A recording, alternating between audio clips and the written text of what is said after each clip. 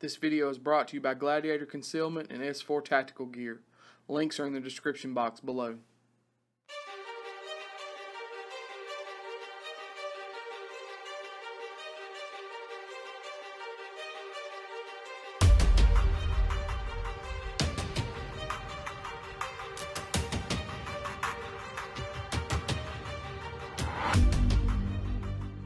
What's up, guys? It's Michael and Kyle with AKM Tactical. Appreciate y'all watching.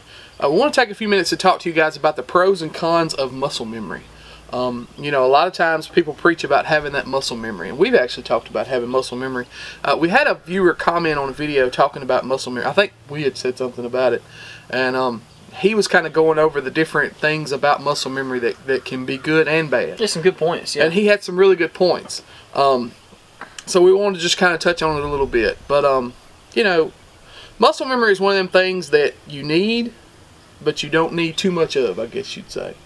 You know, there's certain parts of it that is important. There's things about it that you really need to, it needs to become second nature. And that's kind of what we're going to talk about. So, you want to go on with it? You know, my thing on muscle memory, I think it's fantastic all the way around. I think everything has its pros and cons. I think that as long as you design your carry guns, your defensive guns with muscle memory in mind, I think it's an incredible benefit. Muscle memory also allows us to get better as shooters without spending much money at all. Yeah. Dry fire practice, guys. You know, this gun is clear, no magazine, nothing in the chamber. You know, dry fire practice is something that you can do at home for nothing. It's super duper. It's cheap. Doesn't cost you anything. And good shooters, they all do it. You know, we do it to get better. Could definitely do it more than what I do, but I do. You know, and two, like I kind of enjoy handling my firearms. It's just something. It's a hobby. Make sure you do it in a safe environment. But that's where, you know, you can watch our videos, guys, and you can watch our close-up shooting. And when we shoot, you can hear the click, you know, and the bang. And then when you watch us shoot, then you'll hear the reset. Mm-hmm. And you know, guys, that's just muscle memory. We know we pull that trigger, the gun goes off. We know where that reset is, and then boom, then we squeeze off that next shot. And you know, guys, before I really started, you know, shooting a lot, I was a trigger slapper. Yeah. You know, I just slapped the trigger, and you know, that's something that has improved my shooting greatly.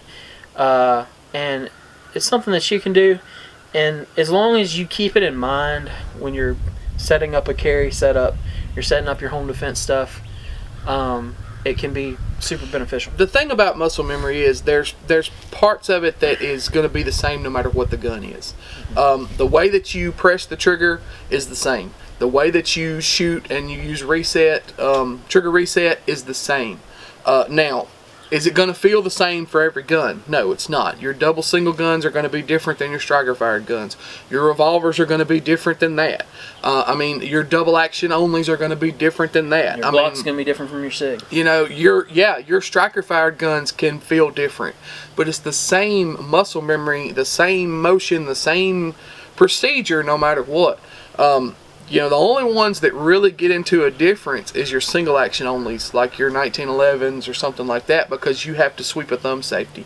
You know, that gets into a different aspect. And if you're one of those guys that's going to carry that, get good with it, but you also need to get good with everything else. And that was the point this guy was trying to make. Don't let muscle memory get so much that you can only run this gun. You can only run this gun. You know, anything else is going to trip you up. You know, you need to get to a point where you can do with different kinds of guns, because and he's right, you never know what might happen. You never know if you get into a fight and you have to use a different firearm than what you actually have on you. You never know. You never know what's going to happen. You know, and the point to that is, if you plan on running a gun for self-defense, your butt better have the trigger time behind it. Yeah. it's something I should do more on my shield. I short stroke the trigger on my shield sometimes, meaning that I don't let it go to full reset and I try to squeeze off another round. Yep. And that's because the reset is different in my shield than in my Glock. Yeah. Or my Glocks. You know.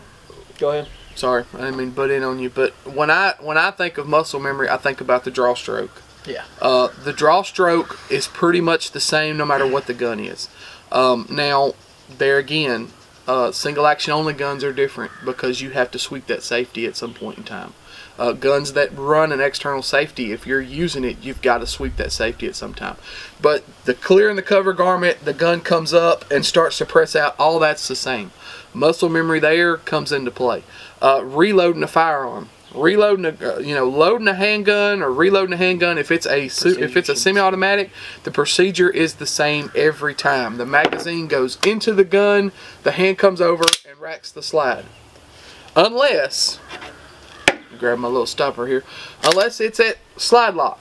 Then it's either in and over, or if you're one of those guys that's just gonna run that slide lock, slide release, whatever you want to call it, in and press the button. I personally don't. I come over the top and run the slide.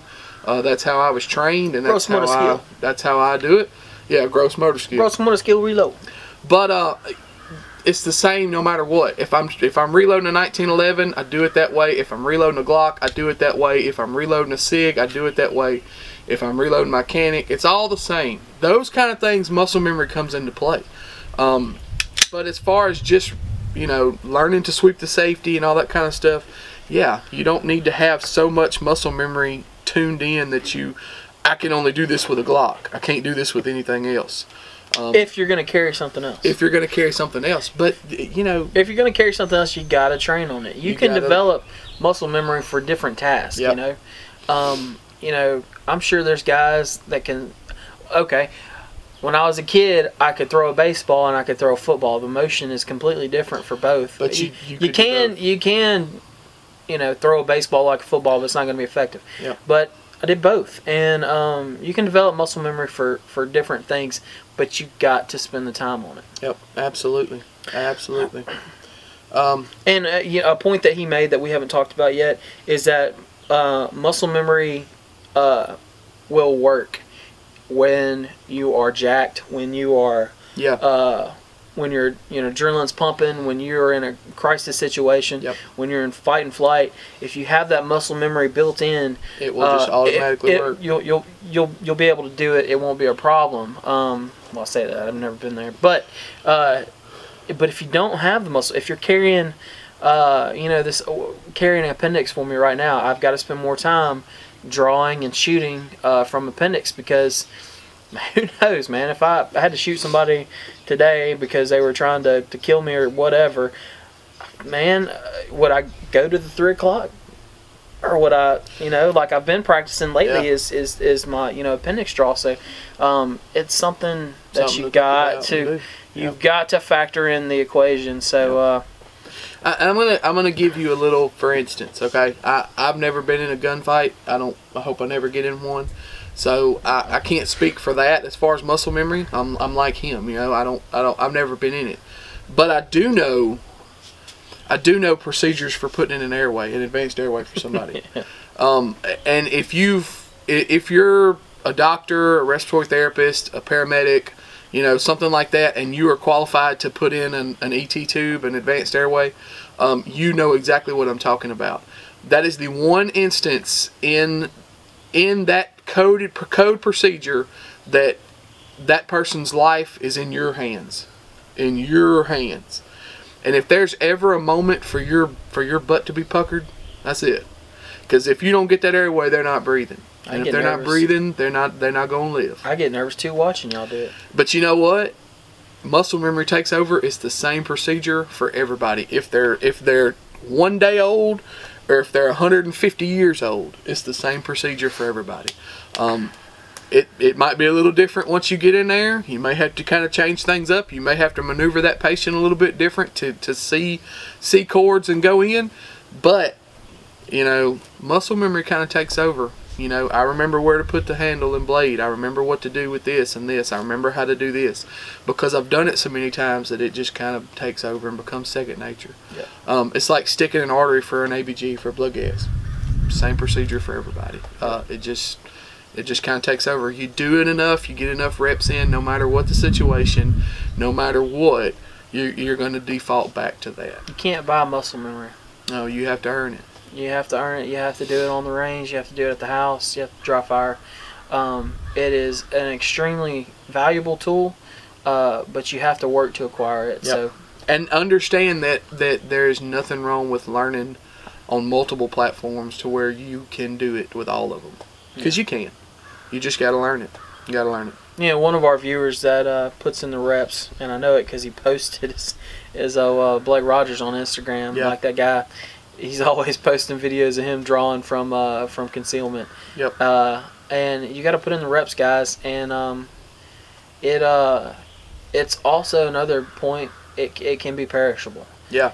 If you don't use it, like if you didn't intubate somebody for 10 years, you could probably do it. But it'd be rough. But it'd be rough. Yeah. Yeah, it'd be rough. It'd be rough. So, you know, the fundamentals in a way always stay with you, but it's not quite like riding a bicycle. Yeah. You've got to practice this stuff. Yeah, you got to practice. Yep. No. So, anyways, you got anything else on it, man? Get out and practice. Get out and practice. Guys, you know what to do. Like, share, subscribe. If you have any questions or comments, you can put them in the comment section below. You can always jump over to the Facebook page. We always get into a more in-depth conversation there. We will also provide all of our links to all of our social media outlets, akmtactical.com, and our sponsors in the description box below. We appreciate y'all watching. Y'all be safe.